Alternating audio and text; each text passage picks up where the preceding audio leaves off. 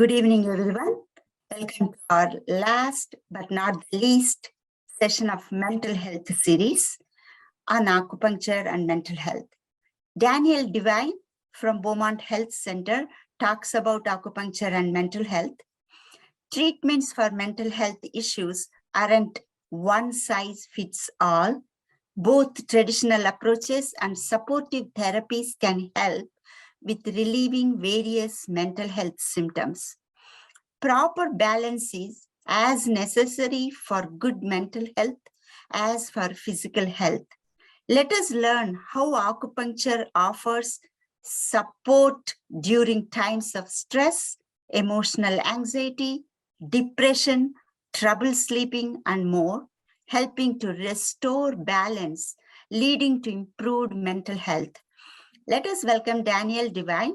We will be recording this program, and you can watch on our library's YouTube page if you would like to watch this presentation again.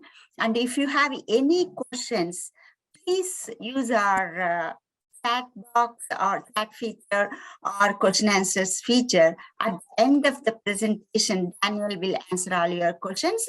Let us welcome again, Daniel. Everything is yours, and thank you for coming here. Thank you, Uma. Most appreciated, and welcome everyone to Acupuncture and Mental Health. As Uma mentioned, I'm an acupuncturist working with the Integrated Medicine Department at Beaumont. I work at the Royal Oak campus, and I'm here to give a little presentation on acupuncture. Now, I'm guessing that most people, well, I shouldn't say most, but several perhaps have never had acupuncture or experienced acupuncture, perhaps don't really know a whole lot about acupuncture. So what I would like to do is give a little general information as well as focus a little specifically on the mental health aspect of how acupuncture can help with your treatments. Yeah, 1 minute, Daniel. I did not give introduction about your educational qualifications. I'm really sorry about that. And if you could mention, everybody will know about it. Thanks. Of course, yes, I will be doing that as part of the presentation. Let me just first kind of go through the overview of what I want to do. So, yep, I'll be talking about my background a little bit, so you have an understanding of my education and how it's brought me here. Then I'm going to go through a little bit about what acupuncture actually is. And then we're going to go into some of the various things in general about what acupuncture can treat. And then we'll do a little deep dive into the mental and psycho-emotional component of what acupuncture, how it can help. And as part of that, we're going to explore how acupuncture actually works. So we'll look at that from both a scientific sort of perspective, what the science kind of has discovered, as well as some of the traditional explanations that come from thousands of years ago through the Chinese medicine concepts of how acupuncture was created and how it works. And then I'll actually describe a little bit about what to expect during a treatment in case any of you have not experienced acupuncture and are considering that possibility. It might be a good idea to have an idea of what to expect during a treatment. And then we'll go through some questions and answers. Okay, so my background. I am a licensed acupuncturist, and I'm currently actively licensed in the states of Michigan, California, and Georgia, where I've practiced all 3 states. Currently, my main practice is here in Michigan. As I mentioned, I'm at Beaumont.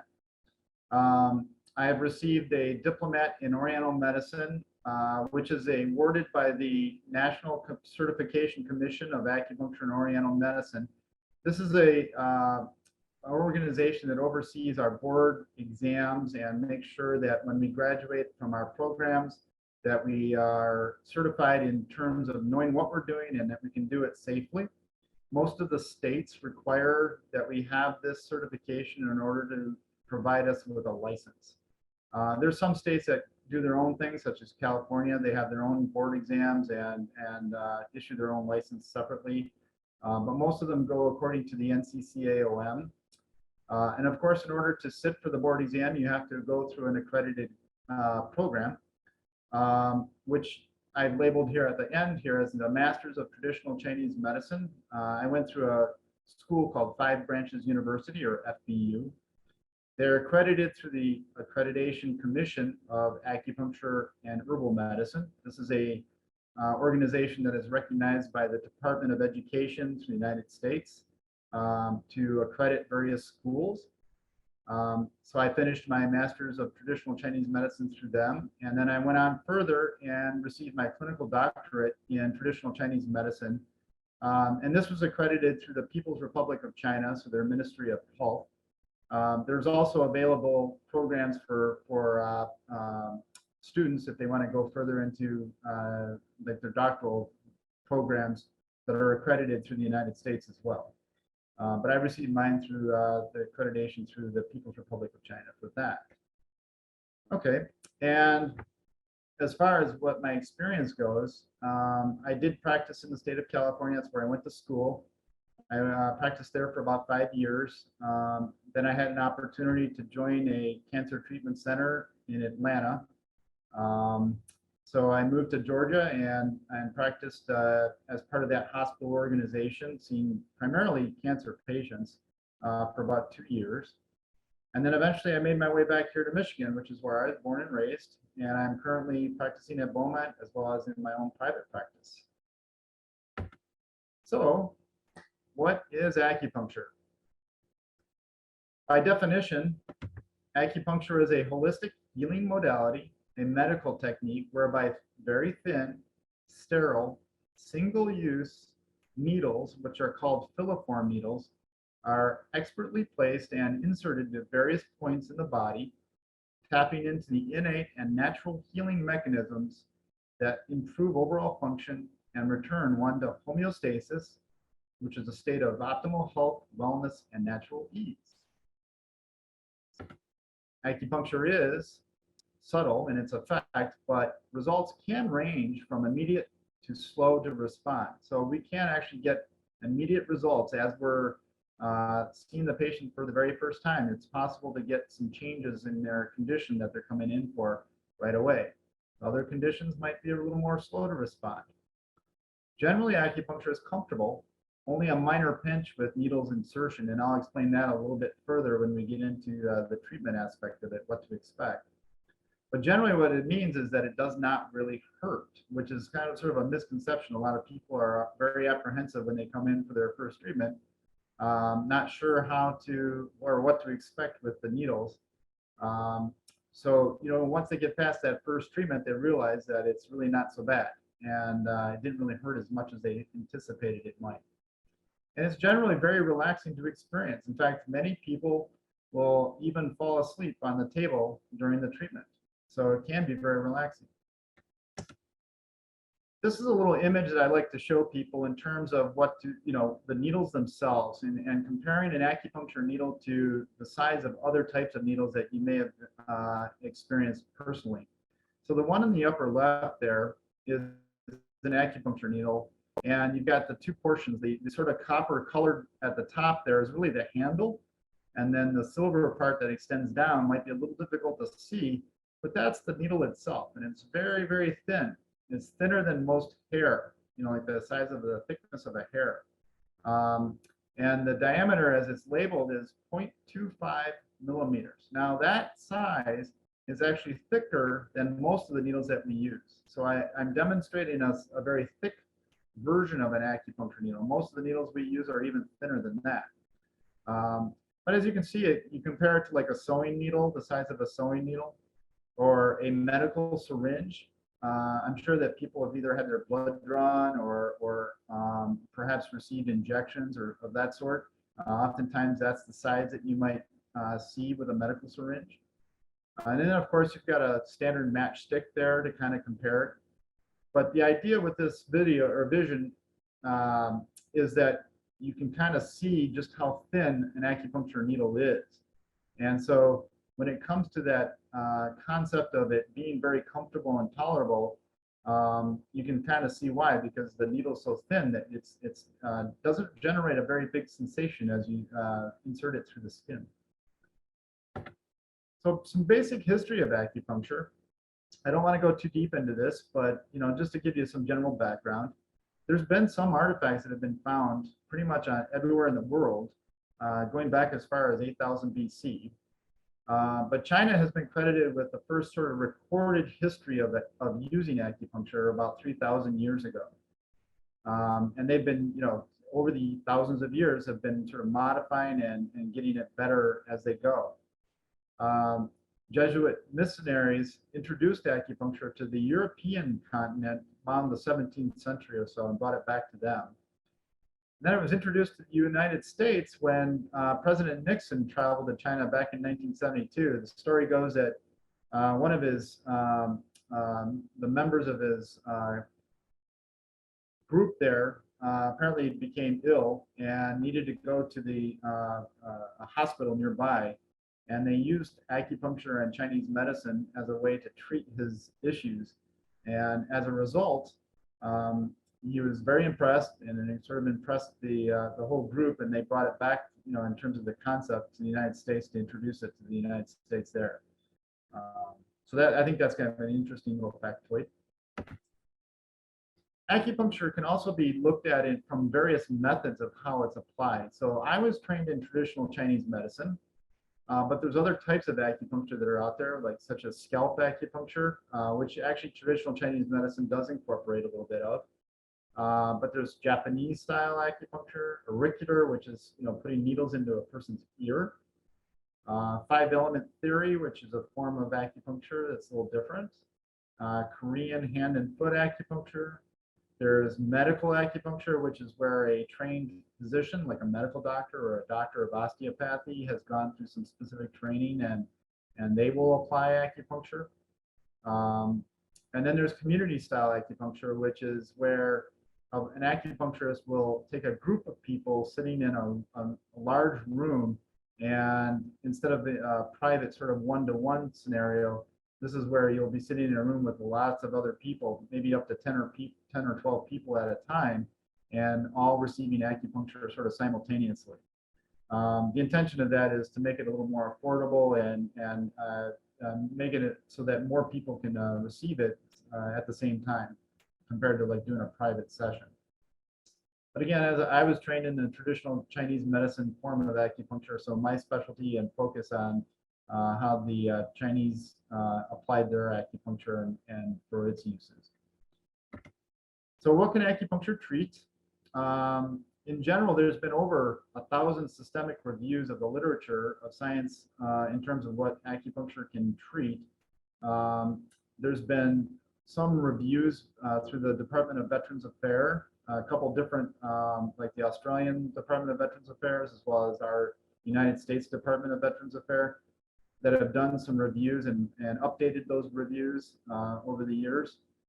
Some fairly recently. There's been a big project called the Acupuncture Evidence Project that did a review and summary again of the literature, all of which is pointing to the various things that acupuncture can address from a scientific research substantiated perspective.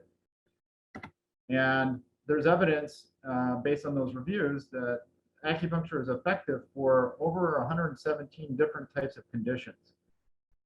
Now, they do sort of categorize the level of effectiveness into the various studies as to this is very effective treatment versus this is sort of effective but needs further evidence versus this is showing some possibility but there's not really enough data to really say yes or no. And then the fourth category might be that there's no evidence whatsoever, or maybe that the evidence points to that acupuncture is not effective at all. But as it is, the science is beginning to substantiate that there's quite a few conditions that actually people benefit from receiving acupuncture for. Acupuncture is considered safe in the hands of a well-trained practitioner. It is found to be cost-effective for many conditions. And this is partly why many physicians are beginning to refer and look at the use of acupuncture as a form of treatment sort of modality that sort of augments what they're doing already. And we'll kind of get into a little bit of too, like the insurances are starting to open the door towards the possibility of some coverage there as well. Not so much in Michigan, they're just starting to open the door there, but this whole cost-effective concept is kind of new to the insurance companies here in Michigan, but they're looking at it. Acupuncture has been recommended in some of the medical guidelines across the various continents, and some of them here in the United States, including the American College of Physicians, who have been using acupuncture as sort of their guidelines for clinical recommendations for low back pain. So that's encouraging as far as what we'd like to see too. So specifically, what can acupuncture treat? Some general categories. We'll get a little bit deeper into the psycho-emotional aspect here in a few minutes, but I also want to kind of touch base on some general things just so that you're familiar with it. But musculoskeletal issues and neuromuscular both kind of combine in a sense. We often see pain related here. So whether it's muscle issues that are creating pain, could be arthritis of sorts, it could be headaches, it could be peripheral neuropathy. Sometimes people have neuropathy associated with either diabetes or maybe something of their medications is causing some neuropathy there. We see respiratory issues like sinusitis, coughing. Those are things that acupuncture can kind of get into and treat. Digestive things like constipation or loose stools, heartburn, gas and bloating kind of things. Digestive issues that people have can come in and often benefit from getting acupuncture. And then oncology support. So we often see people who are receiving either chemotherapy or radiation therapy benefit from getting acupuncture alongside of those treatments, so that it may prevent or reduce the intensity of perhaps of some of the side effects of the cancer treatments that they're undergoing. And acupuncture can maybe even help them stay on track with their oncology treatments, as opposed to if they get so severe and some of the side effects, oftentimes they end up having to stop or even cease their oncology treatments just because of the side effects. So oftentimes the acupuncture can help prevent that, and so they can maintain their treatments for the cancer.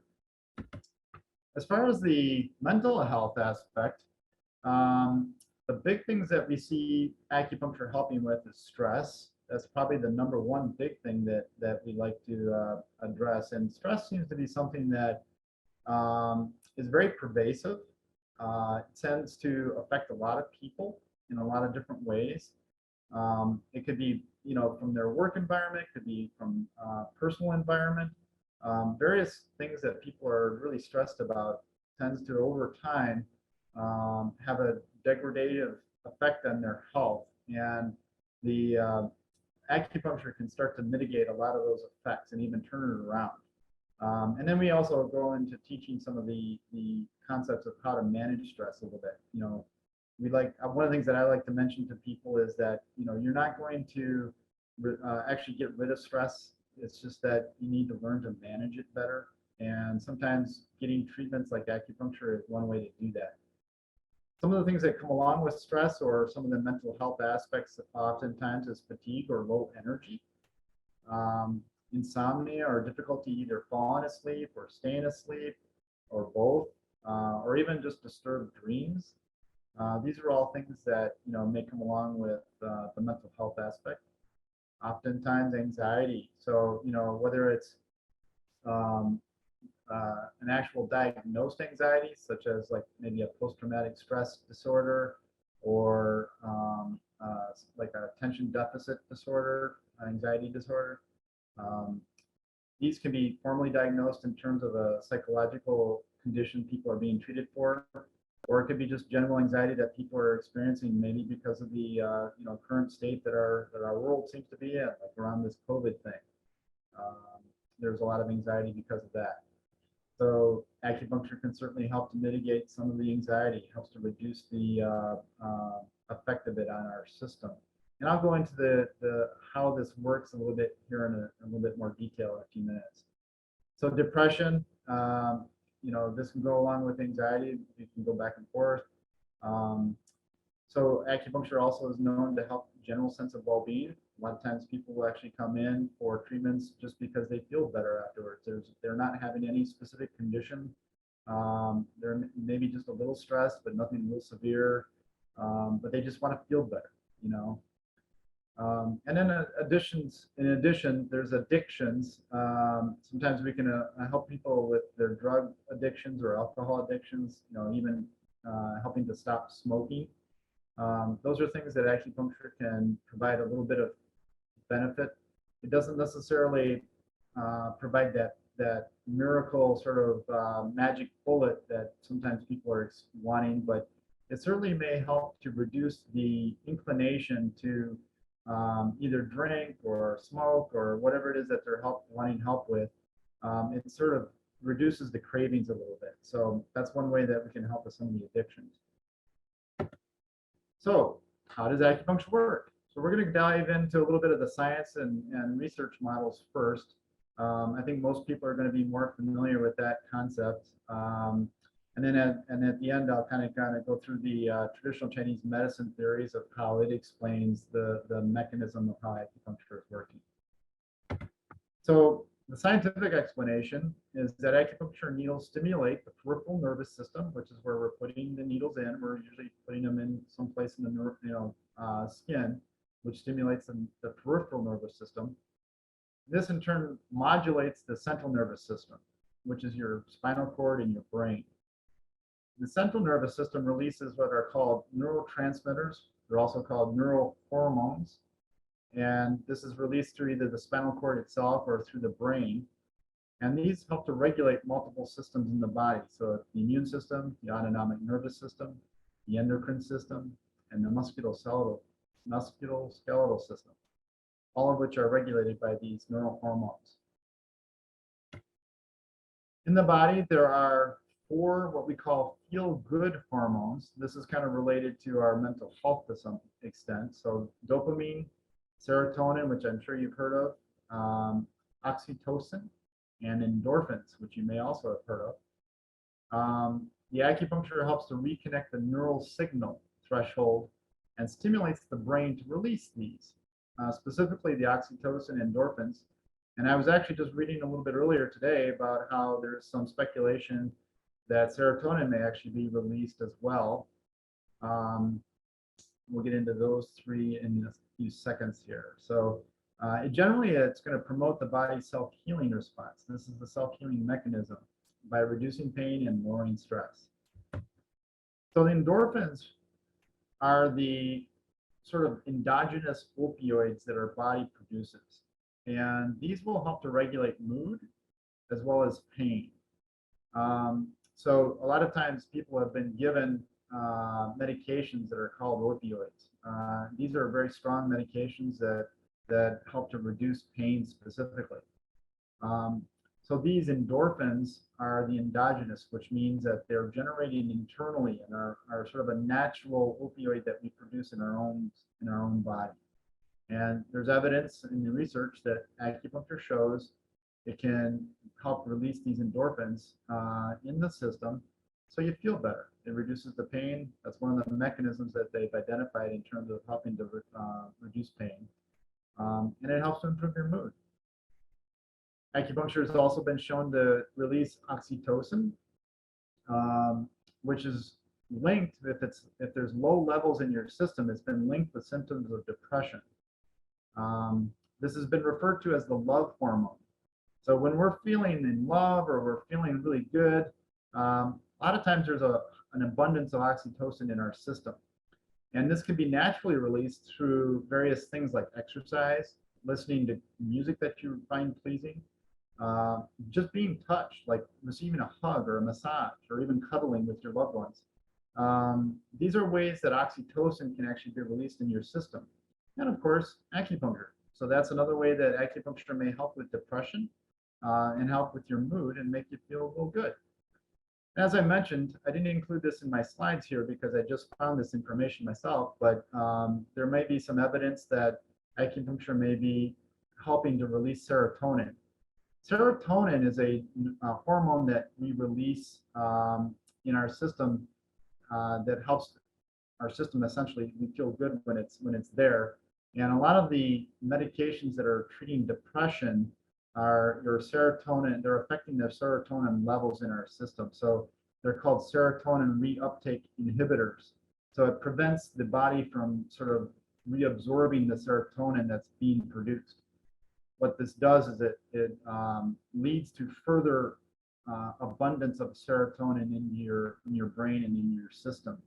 So those medications essentially block the absorption and causing more serotonin to be present. So therefore, the person tends to feel better. That's how those medications work. But as the evidence is starting to show, acupuncture may actually be helping to produce more of the serotonin, sort of a more natural way. So we're not relying on pharmaceuticals necessarily for the serotonin production. So it's another way that acupuncture may be helping with the mood and to help with a person's mental health and fight off a little depression. So in standard medicine, this is the science perspective of what it does. They can see that acupuncture promotes blood flow, so there's an increase in circulation. It stimulates the natural built-in healing mechanisms that we were just talking about. So the affecting the immune system, the endocrine systems, the nerve system, producing these hormones. It helps to release natural painkillers. Again, that's like the endorphins. They also find evidence around norepinephrine and enkephalins, which are both neurotransmitters and hormones that are produced in the brain as well. It helps to release and relax the shortened muscles. Shortened muscles are basically tense muscles, and this is restricting blood flow. And so by releasing and relaxing these shortened muscles, it takes the pressure off the circulatory system, allowing the circulation to expand and flow the way it's supposed to. And of course, acupuncture reduces stress. And again, this is probably the most important systemic effect of acupuncture, with the acupuncture showing that it releases, again, the oxytocin, the serotonin, and the norepinephrine and other hormones that are part of the system.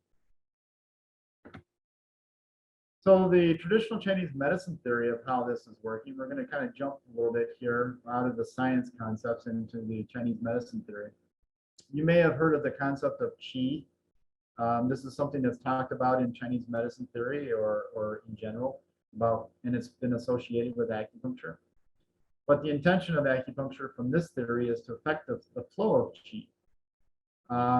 When qi is flowing properly in balance, there's what we call homeostasis, and this is what we refer to as a natural healthy balance in our system. So there's health and vitality and a sense of well-being when there's homeostasis.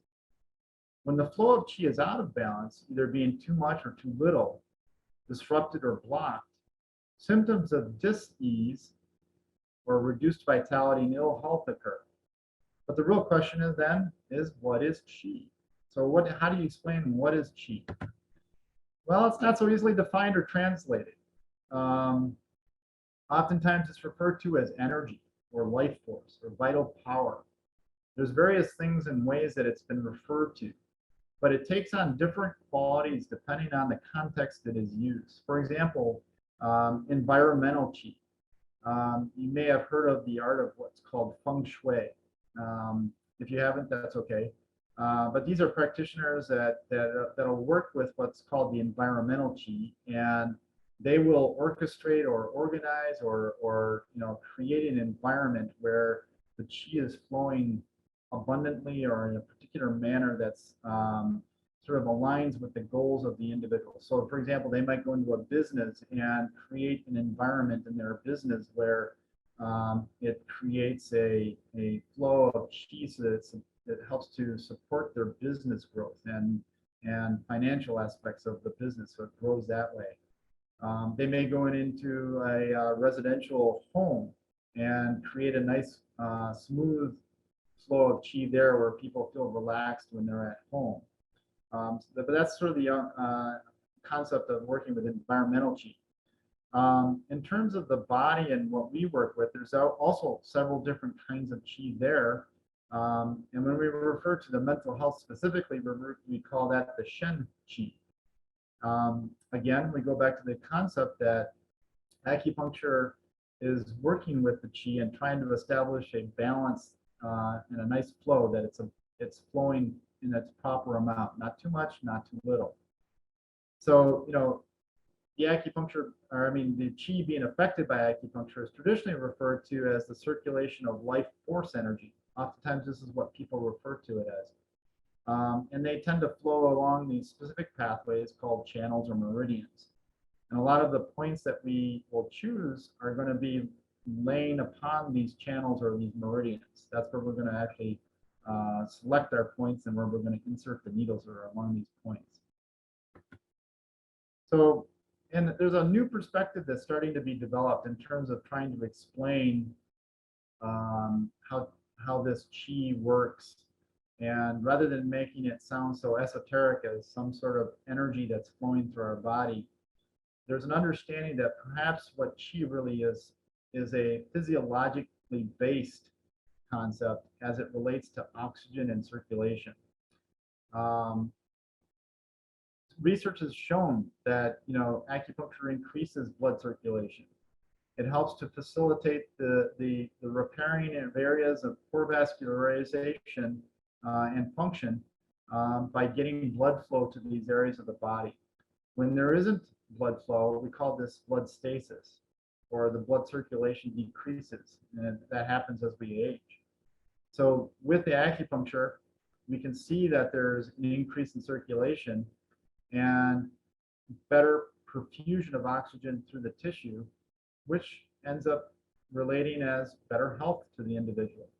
So we're starting to think that maybe instead of calling it energy of sorts, we might be referring to it as oxygen, and oxygen in the circulation of blood as it relates to our circulation pathways. But this is a new perspective that's starting to take root a little bit in our society around acupuncturists. So that kind of explains a little bit about acupuncture. Just sort of a general background, I'd like to introduce a little bit about what to expect with an appointment, so that if you're actually thinking about going to receive acupuncture, you have an idea of what to expect. So the acupuncture is like going to any other doctor. You're going to have an intake form that you're going to fill out that includes your medical history and your medical background. The intake form may look a little different from your standard doctor just because of the information that we ask for may be aligned with like a traditional Chinese medicine concept.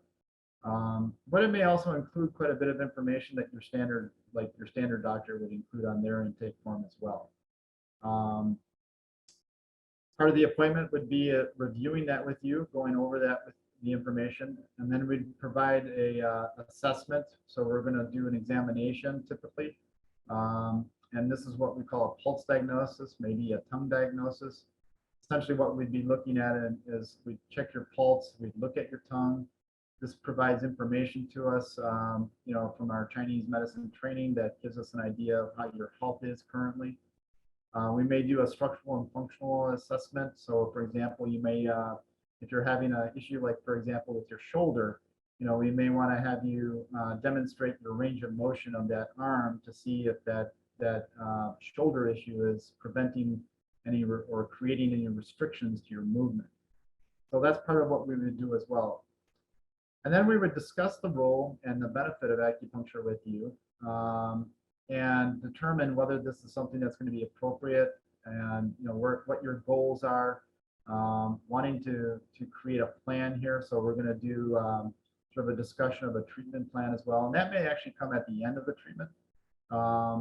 But we're certainly going to be developing a plan as a way to approach what we want to treat. And of course, then we're going to provide an actual acupuncture treatment where you're going to lay on either a table or sitting in a chair and do the needlework.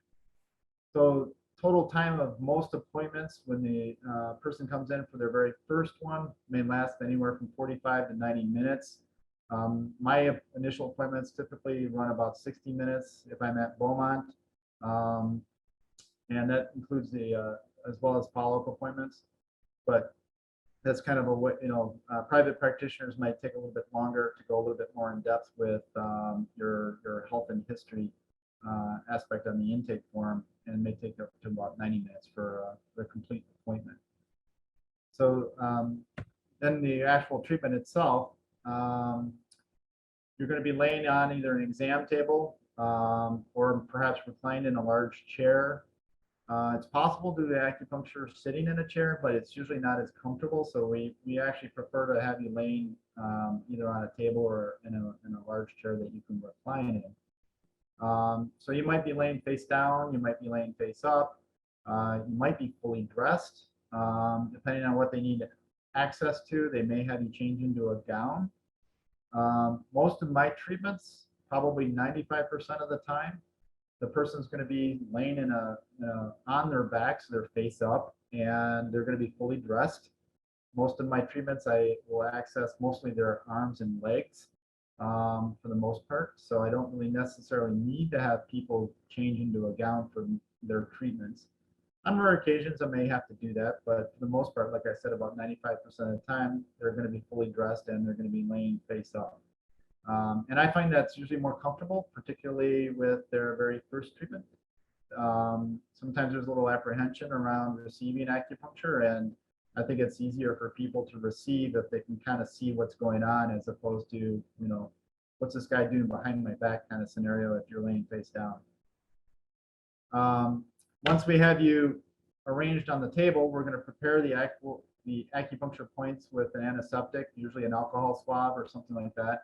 All the acupuncturists are required to follow what we call the clean needle technique. And this is,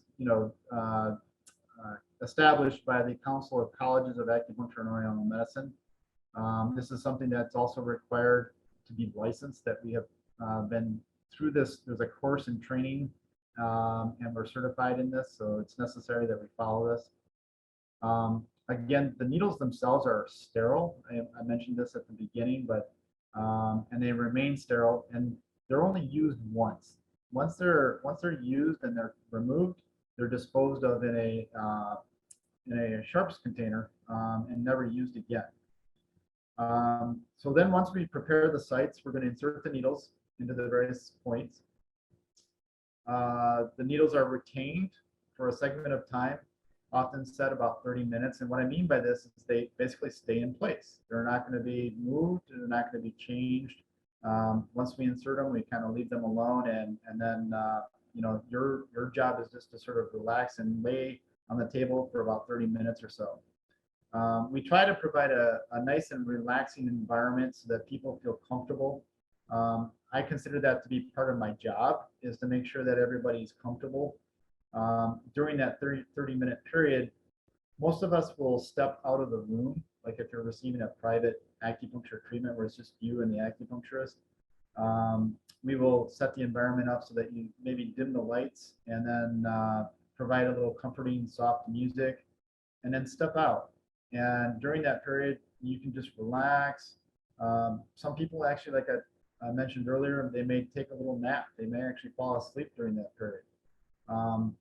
During that period, even though the needles are in place, they're still there. You don't really feel them. You may still have a vague sense of awareness that they're there, but it's not going to be uncomfortable. And again, that's part of my job, is to make sure that you are comfortable and that you're relaxed before I step out and leave you for that 30-minute period. Of course, we give you a device to call us back. We're not going to abandon you during that 30 minutes. You will have a way of getting our attention, so that way if there's something that's not comfortable with you, you can always call us back, and we'll attend to your issue. So one of the big questions almost everybody asks, does it hurt? And as I mentioned earlier, I tell people that you should expect a little bit of a pinch with the needle insertion, but that sensation should dissipate pretty quickly. It should not have any pain with retention, as I was just explaining. During that 30 minutes, the needle sensation should be very tolerable at that point. Again, you may have a vague sense of the needle's presence, but it's tolerable and comfortable. Some sensations that people have described that during that period is like a flowing fluid-like movement, or maybe a slight buzz, or even a slight pressure, maybe warmth or even coolness.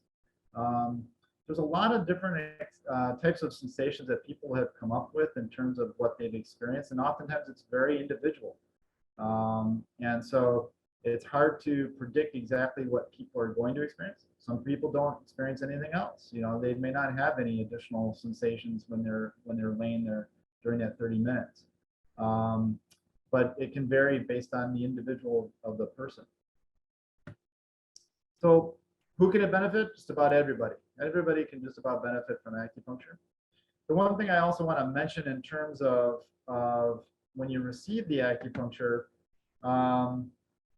that because it comes from, at least from my training, from a traditional Chinese medicine perspective, again, it's a holistic art, and we treat each individual as an individual. So when somebody comes in, like, let's say, for example, with low back pain, we don't look at everybody as a symptom of low back pain. So we're not seeing low back pain people every day or one after another. We see each individual as they present. And what this allows us to do is to treat each individual according to their specific needs and tailor the treatment according to their specific needs.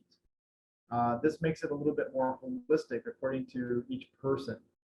And this takes it a little bit, this is the difference in the approaches from traditional Chinese medicine compared to like standard medicine would be that oftentimes with standard medicine, you know, if everybody has a headache, they all get the same medication, you know, so everybody becomes a headache as opposed to an individual. And I think that's one of the benefits of the Chinese medicine approach and with the acupuncture is that we will address you as an individual.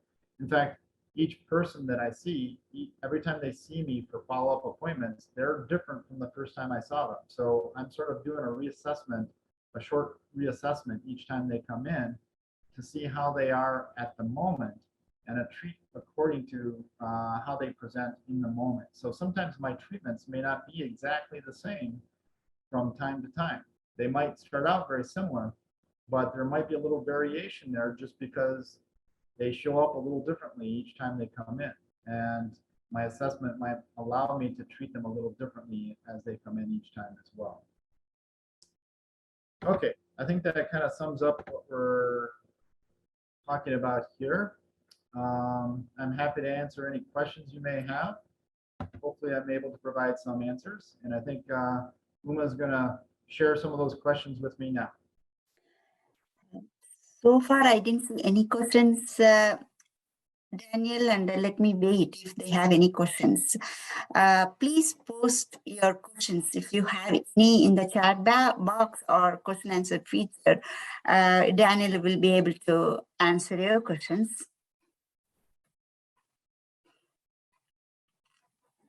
Yeah, there is one question. Okay. What is the cost of each treatment?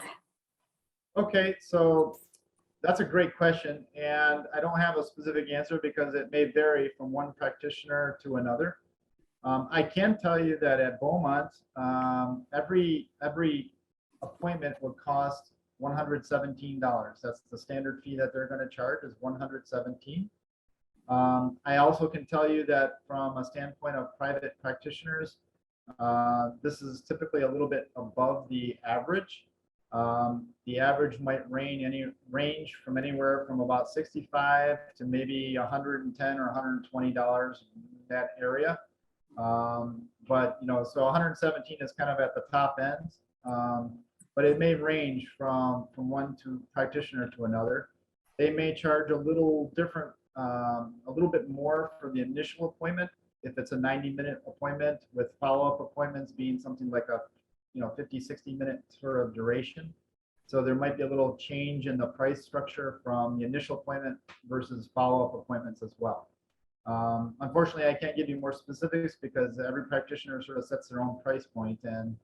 But yeah, it generally ranges from about 65 to 120 in that range. Okay, there is another question, Daniel. How many sessions are needed before results might be seen? Yeah, that's a great question.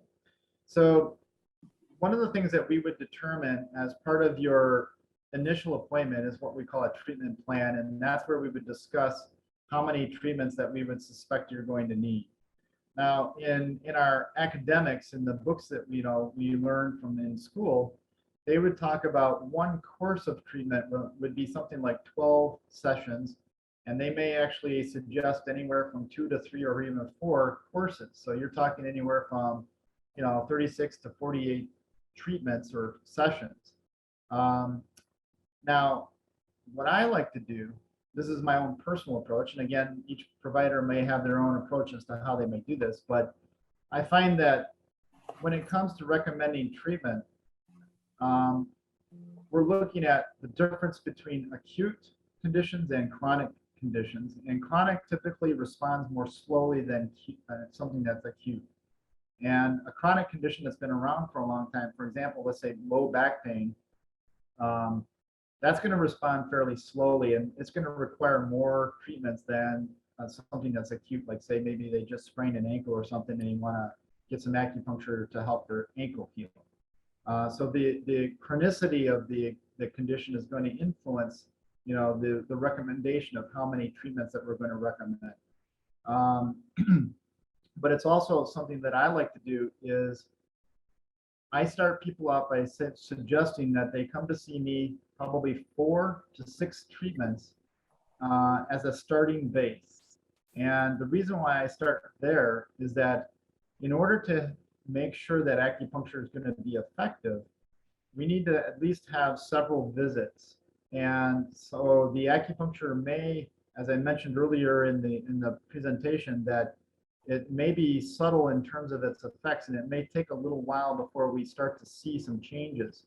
And if you're really going to give acupuncture a good try, you need to probably do it at least 4 to 6 times to start to see if there's going to be a benefit. If there isn't any changes by about the 6th treatment, I typically suggest to people that it's not worth investing in it further at that point. But we should start to see some changes by that time. But it may take more than that. It's hard to say. And if it's more of an acute condition, it may not take that many. It may only take a couple sessions. So it may vary. But that's something to discuss as part of your treatment plan. Is the same question maybe, is there a typical frequency for appointments, like once every 2 weeks? Yeah, that's another great question. So if it's a pain condition, we oftentimes want to have the frequency fairly close together. And the reason why is that one acupuncture treatment sort of builds on the next one. So the results of the current one will sort of add to the next one. So we'll sort of have this accumulating effect of the acupuncture treatments. And if we spread the treatments out too far, then we sort of lose that connection between the different, the various treatments. So if we have them close enough together, then we're starting to build and accumulate the results that we're wanting. And so we will suggest typically once a week as a starting base, sometimes even twice a week. Would be a good start as well if it's something that somebody wants to work at and maybe be more aggressive in their approach. They can come in even as often as 3 times a week, in certain practices. But my suggestion usually is to start people out once a week, and then we kind of go from there. Once we start getting some results and we're getting some good results and going in the direction we want, we might start to spread the treatments out maybe every other week and eventually every 3 weeks. The intention is, of course, to resolve as best we can the condition. So this isn't, meant to be like something that you're supposed to receive the rest of your life. It's supposed to be, we're treating this condition and hopefully getting resolution, and so you can eventually not have to have treatment whatsoever. I do want to add one little caveat to that when it comes to, certain treatments in terms of the frequency. Sometimes certain conditions, particularly chronic conditions, we may see the condition improve, like for example, back pain. It may improve, but the condition itself may not resolve. And sometimes this is associated with like perhaps a structural issue that's causing the back pain. For example, if you have a spine where the disc is out of alignment and it's pressing on the nerve, that will cause a lot of symptoms of pain, which the acupuncture may help improve, but it's certainly not going to change that underlying condition of the disc pressing on the nerve. About the only thing that may resolve that would be surgery. But hopefully with acupuncture, we can reduce the pain to at least a tolerable level so that perhaps you can withstand it. You don't necessarily need surgery, or you can sort of avoid surgery for the time being type of thing. But it may not actually resolve the condition. So that's something that, we would also want to discuss as part of your treatment plan and goals, to, what we're looking at in terms of frequency of treatments and what we want to expect in long-term wise. Yeah, I think how many treatments are needed to cure the problem? I think your answer, kind of answer was there in the previous answer. I think this is the question: how many treatments are needed to cure the problem? Right. Then the other one: once relief from the condition is achieved, are follow-up treatments necessary for maintenance? So what I describe it as is we start out with a treatment phase, and the treatment phase is sort of divided into two. And the initial part of the treatment phase is going to be sort of the acute aggressive approach, where we're trying to, make some changes in the condition. And that might require frequent visits, like I said, maybe twice a week, once a week, that kind of scenario. Once we start getting that condition to respond well, then we move sort of into the second phase of the treatment phase, which is sort of you're starting to spread the treatments out a little bit. And that may go to something like every other week or even every 3 weeks, but we're still working on the condition and we haven't quite reached resolution. Once we sort of reach resolution, we sort of move into what is called a maintenance phase. But the maintenance phase is actually fairly short. You actually don't even have to do a maintenance phase per se. But what we're doing with the maintenance phase is sort of reinforcing the pattern that we've established with the treatment phase. So the treatment has sort of reestablished this new pattern for your body. It's getting the chi to flow properly in the proper balance. And we want to keep that pattern moving forward as long as we can. So a maintenance phase will help to do that. Now, the maintenance phase typically is very infrequent. So maybe once a month or even once every other month. But it usually only is maybe 2 or 3 times. You're not doing this forever. Okay. Now, there is a caveat to this. I kind of mentioned that earlier in the presentation, that sometimes people may come in for treatments just because they feel good with it. And this is something that we see with, they may not have a specific condition that they're wanting treated, but they just feel good. And so I do have patients that come in, say, once a month, or even once every other month, because, it sort of hits the reset button and they feel better when they're doing it. They're not looking for treatment of any specific condition, but they like to come in and get it done. It's sort of analogous to like going and getting a massage once a month, just because it feels good. And so that's a different approach. That's not looking at a specific condition type of thing. Okay. Does one treatment help multiple conditions, such as pain and sleep? Right. So that's a great question too. What I like to do with people, if they come, sometimes people will actually come in with a laundry list of different conditions that they're looking at. And depending on the severity of those conditions, I may suggest that we actually focus on the top 1 or maybe 2. And that way, when we're doing the acupuncture, we're not really confusing the system about the intention behind what we're trying to accomplish. If you try to address too many things at the same time, then you're just putting needles everywhere on the body, and the body doesn't really know what you're trying to do with it all. However, having said that, a lot of the acupuncture points are sort of redundant in a sense that they overlap in terms of their effects. I may do a certain point that maybe that's targeting a painful condition, but it also happens to treat insomnia, so I've had patients who come in and they specifically say, well, I've got this pain in my hip and I want to have this hip pain addressed, and they don't tell me anything else. They say everything else is fine, and I do the treatment and they come back the next time and says, well, it's funny, I didn't mention this, but I also have this problem sleeping, and my sleeping's starting to get better type of thing. So it is possible that, with the treatments, that even if we're not intending to address other conditions, that it may help with those as well. And the way I explain this is that the acupuncture is helping to reset the sort of natural healing mechanisms in our body.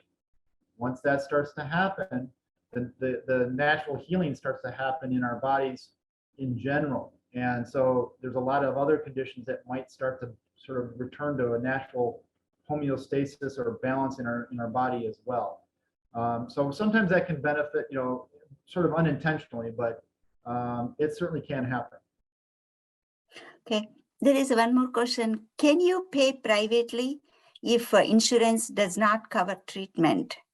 Yes, in fact, that's the way most people get acupuncture right now. It's sort of an out-of-pocket private pay, pay as you go, pay for service for the acupuncture.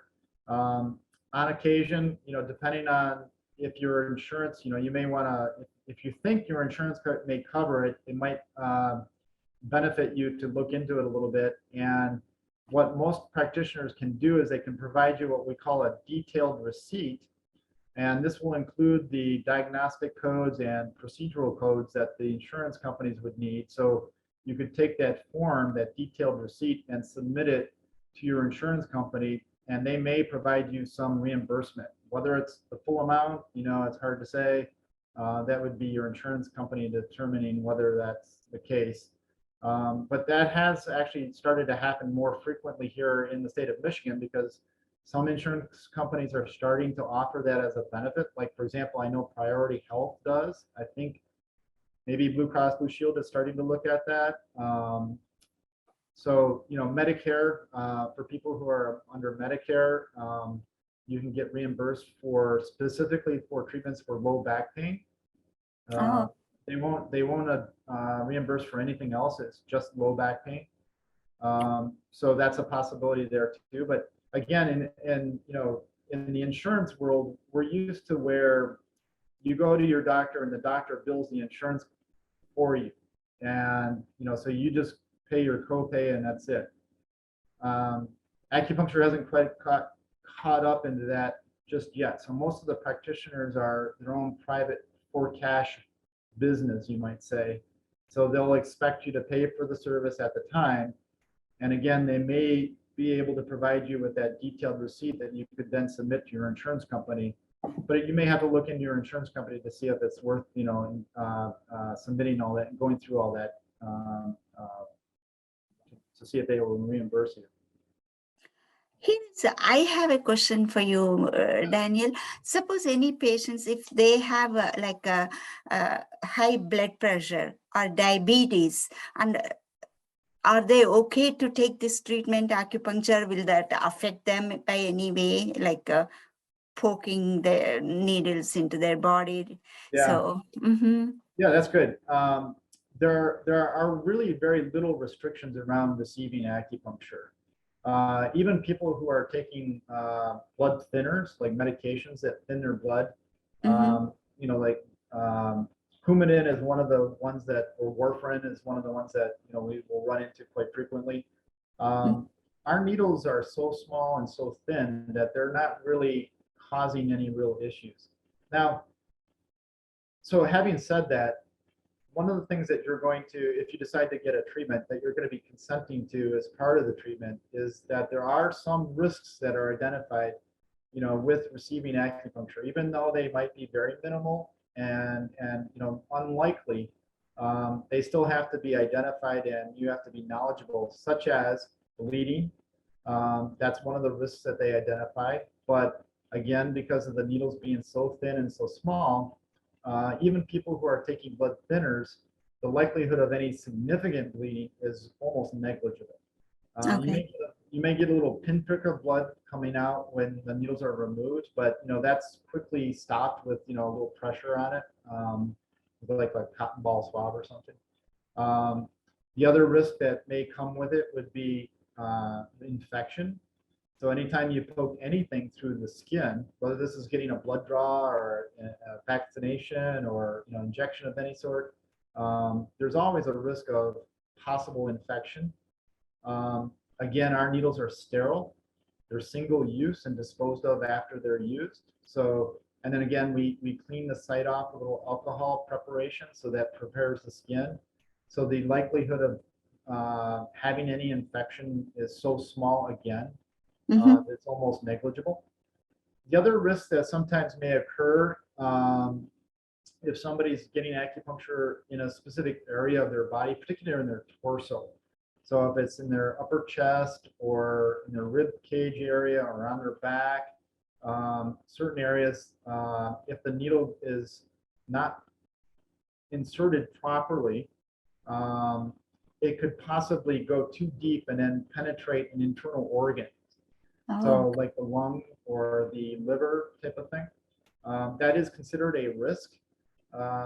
Again, the acupuncture is trained, should be trained, and they've passed their board exam, so they should be able to do this in a very safe manner where they do it in such a way that it's not likely to cause any problems like that. In fact, the number of frequency of those kinds of events are very, very small especially compared to other types of surgical interventions that people have experienced. But it's a very safe modality. And the likelihood of these risks are so small that that's one reason why it's becoming better referred to by physicians, because they know it's very safe. Will they be visible on our skin when they poke after every week? Suppose I'm taking the treatment for a month or a couple of months. Every week I come and take the treatment, and when they poke into my body in the same place, will they do it, or different places for the same treatment? Right. Will they be visible, or those? As soon as the needles are taken out, you almost don't see the spot. Okay. I mean, the needles are that thin, it's like they don't really leave a mark. Now, occasionally, like I mentioned, sometimes you might get a little pinprick of blood that might come to the surface. And of course, then you'll be able to see where the spot was. Okay. But the trauma, as you would call it, to the skin or the tissue in that area is so minimal that even if you were to repeat that same poke day after day, you're not going to create a problem for the skin or the tissue that's as a result of doing that. So, but to better answer your question, if you're coming in for a specific condition, there are probably going to be certain points that we're going to want to choose to do, and therefore those points are probably going to be used quite frequently, over and over.